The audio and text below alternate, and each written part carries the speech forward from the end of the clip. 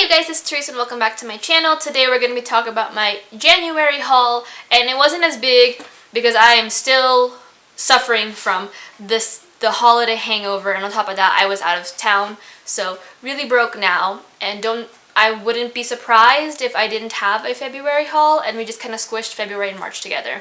So keep that in mind for this coming month if you're wondering.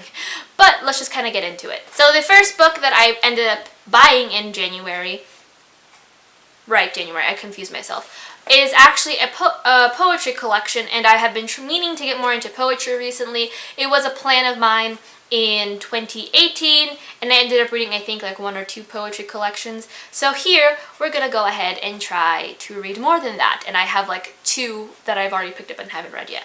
And that poetry collection is Wild Embers, Poems of Rebellion, Fire, and Beauty by Nikita Gill.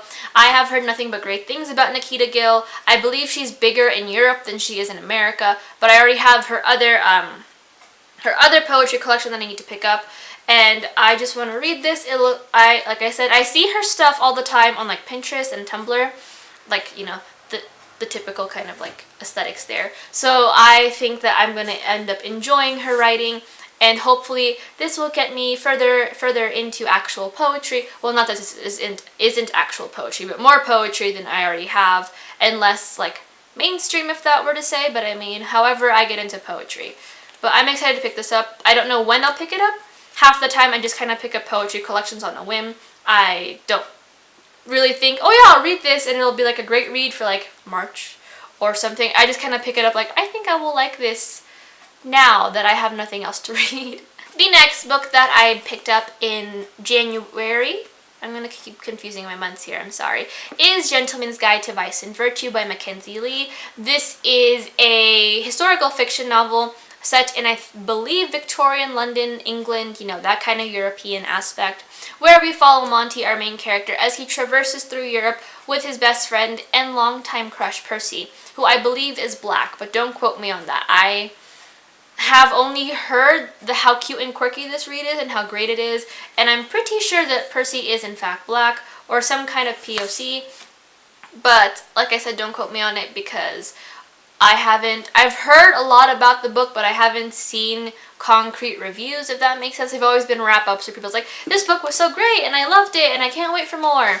So but I do believe that Percy is POC, and it's kind of this quirky, funny, cute, romantic read where these 2 guys who are very much friends because they sit 5 feet apart traverse throughout Europe. No homosexual acts whatsoever because they are just friends. So I'm excited to pick this up. I actually am reading this month, so you keep an eye out for any possible reviews or book of the weeks or however you may that is going to be situated on my channel. The next book that I am reading that I bought in January, I'm going to keep confusing my haul with my TBR, so I should really stop like filming these in concession with one another, but it's whatever. It's actually Wild Beauty by Anna Marie McLemore.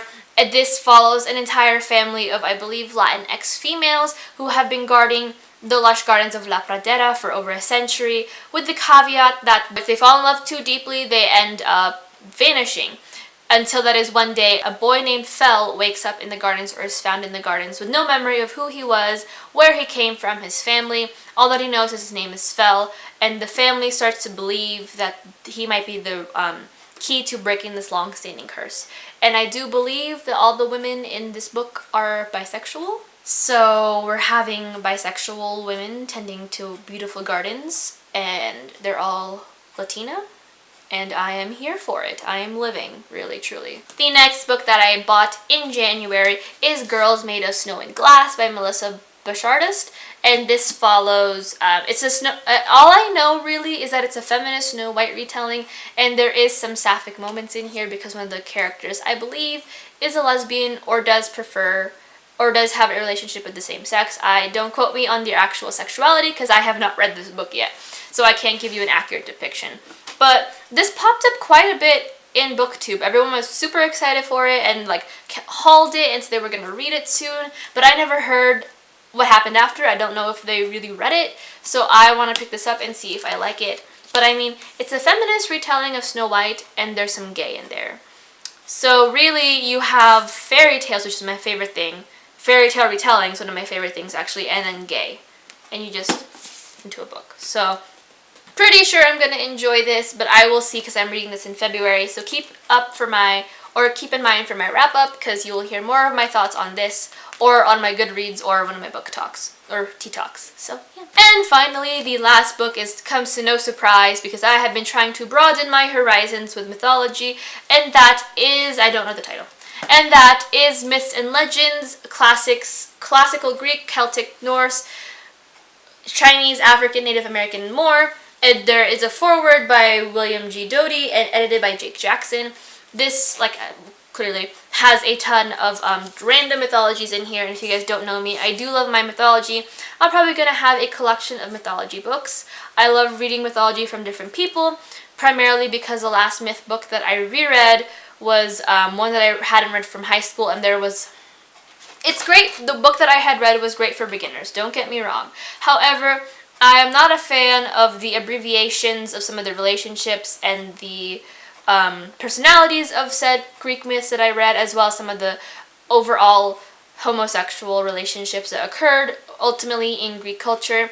So DNF that book, and I've been looking for more Greek myth books that might explore that kind of side of Greek culture or ancient Greek culture a bit more, and where I don't have to worry about having to do more research, if that makes sense. I should be able to read a myth from one or multiple perspectives and have several things line up, rather than sit there and go, why is this a paragraph, but when I look it up, it's this long.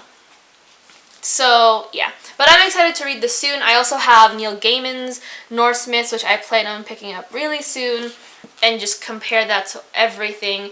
But I am excited to read this. There's so many myths that I am not familiar with. I am familiar with some Norse mythology. I'm primarily a Greek girl. I do love lots of Greek. I'm trying to get more into Roman. And I do know some, I believe, Irish and some Native American, but not a ton for me to be able to actually sit down and geek over it. But hopefully this book will help me dive into those Greek myths or those other myths that I haven't been able to really get into, because we only really learn Greek myths in high school, which is really upsetting. Oh, I do know some Indian myths, but that was because of a class I took, but it's not a lot of Greek mythology or Indian mythology. But yeah. But that is it for the books that I have bought in January. I'm hoping that, well, if you guys have watched my February TBR, you'll know that most of these books will be read by then. So if you guys have any books that you want me to read as soon as possible or prioritize, please feel free to leave those in the comments below, or any other books you think that I would enjoy that I should pick up, leave those titles down below as well. I love getting recommendations from everyone. And I do upload twice a week, so subscribe, like these videos if you like seeing lots of them, or them once a month. All my social medias will be down below. I feel like I said that already. Subscribe twice a week. Until my next video next week, which should be an unhaul and then my wrap up. Yes, you just talk to me everywhere else. So have a great week, or I hope your week has been great, but if not, I hope your next week is even better. And until then, stay warm for my friends in America. But yeah, until then, I'll talk to you guys everywhere else. Bye.